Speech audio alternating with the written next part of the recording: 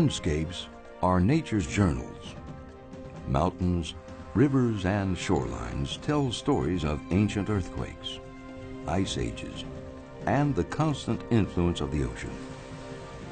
Here, off the southwest coast of Alaska, nature's forces created a remote gathering of islands, a land of plenty. This is Kodiak National Wildlife Refuge, home of the great Kodiak bear.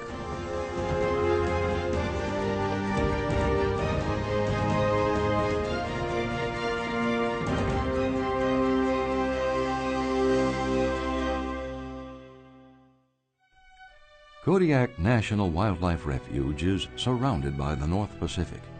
It spans 4 islands, parts of the main island, Anafognak, and all of Uganik and Ban Islands. This is a wild and dramatic place. The island's jagged coastline is battered by storms and winds born at sea.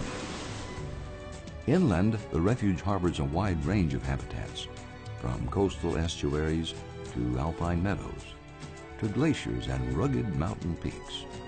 No place is more than 15 miles from the ocean.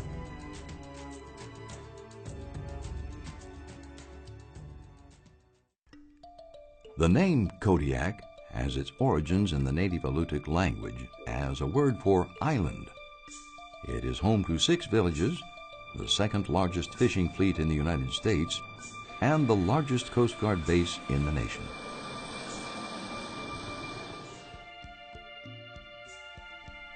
It's spring on Kodiak, and the island is about to become the land of plenty. The bears have emerged from winter dens, and Kodiak's shoreline is their first stop. Here they feed on tender sedges, beach grasses, and sometimes a special treat of carrion from the ocean. The short spring gives way to summer, and the living gets even easier. Millions of salmon converge on Kodiak. At nature's urging, they swim upstream to spawn, and the bears are ready. Some females have new cubs, born the past winter. Others have 1- or 2-year-olds with them. Solitary by nature, the bears enjoy a wary truce during the salmon runs. There's plenty for all.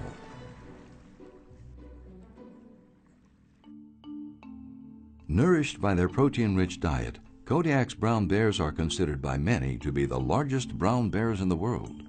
Males can weigh 1,400 pounds and stand 10 feet tall on their hind legs. By comparison, brown bears in interior Alaska, often called grizzly bears, peak at half that weight and stand only 6 or 7 feet tall. Kodiak's bears have been isolated by the Pacific for some 12,000 years and are genetically distinct from their brown bear cousins on the mainland.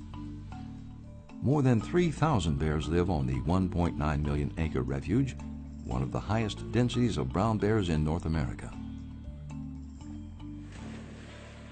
The Kodiak bear is a product of a finely tuned ecosystem, which is fueled by salmon and the marine resources upon which they feed. All 5 species of Pacific salmon return to Kodiak to spawn and die. From June through December, the streams and lakes of the refuge fill with chinook, sockeye, pink, chum, and coho. The feast attracts more than bears. Otters share the work of catching the fish, while eagles and scavengers enjoy the leftovers. The salmon bring ocean nutrients inland, enriching the Kodiak ecosystem. All of Kodiak is nourished and sustained by the sea around it.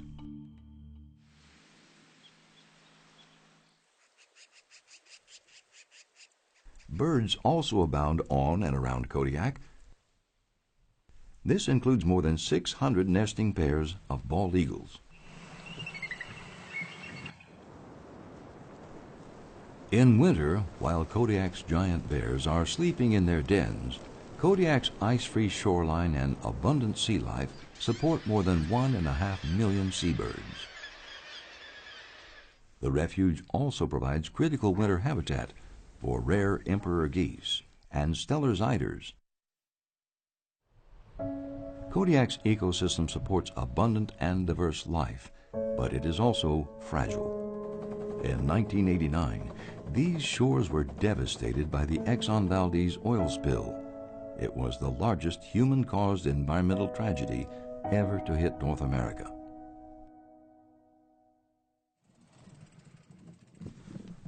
Subsistence hunting and fishing are a part of daily life here on Kodiak. Even though the Kodiak archipelago may seem remote today, this ecosystem has been a hub of human activity for more than 8,000 years. The Alutiiq people have been stewards of this great land and have hunted Kodiak's bears and other animals for many generations. And while hunting tools have changed in modern times, Alutiiq knowledge and reverence remains the same.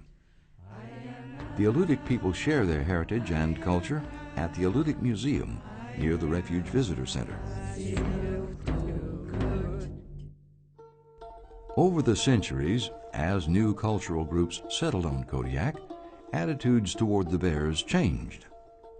Fur traders from Siberia established the first permanent Russian settlement in Alaska on Kodiak Island in 1784.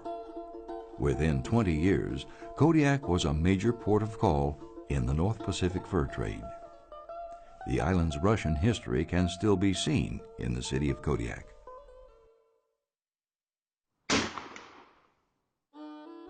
In 1867, Alaska was purchased by the United States, and American settlers arrived on Kodiak soon after. By the 1920s, the bear population had dropped drastically because of uncontrolled killing by livestock owners, trophy hunters, and fur traders. But conservationists and ethical hunters were paying attention and rallied support for the Kodiak bear. As World War II loomed in 1941, President Franklin D. Roosevelt created Kodiak National Wildlife Refuge to provide habitat for brown bear, salmon, and other species. Kodiak Refuge is part of the National Wildlife Refuge System. There are now more than 545 refuges, totaling nearly 96 million acres nationwide. Alaska is home to 16 refuges, including Kodiak. The National Wildlife Refuge System is the only network of federal lands dedicated specifically to wildlife conservation. National Wildlife Refuges are also places for people to experience nature. Kodiak is remote and can be accessed only by airplane or boat, but its allure is irresistible. Wild and roadless, the refuge promises adventure whether you come to view bears, hunt, fish, or relax overnight in one of the refuge's public-use cabins. Bear hunting is allowed, but strictly regulated by a keen understanding of conservation and population dynamics.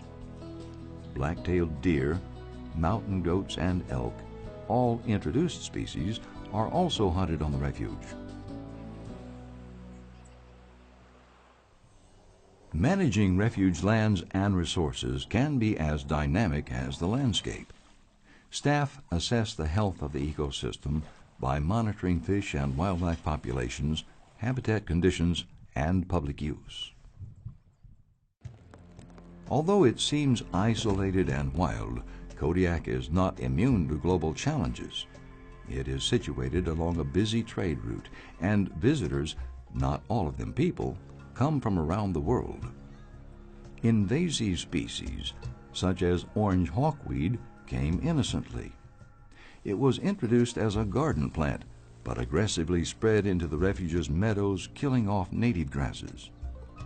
Whirling disease, New Zealand mud snails, and green crabs are other species threatening the Kodiak ecosystem. Visitors can keep these invaders at bay by thoroughly cleaning boots, recreation, and fishing gear before entering the refuge. Undoubtedly, Kodiak National Wildlife Refuge will face other challenges in the years ahead. Refuge managers are optimistic that evolving strategies to preserve Kodiak's natural diversity and abundance will provide conservation solutions for the future. Nature's Journal is written in Kodiak's wild landscapes. It tells the story of early conservationists who rallied to save this wild and bountiful land. It tells the story of a National Wildlife Refuge founded in a time of war to preserve a sanctuary full of mystery and grandeur. It tells the story of people working today to keep our wildlife heritage healthy and vibrant. And it will continue to tell the story of the great Kodiak bear here on Kodiak National Wildlife Refuge.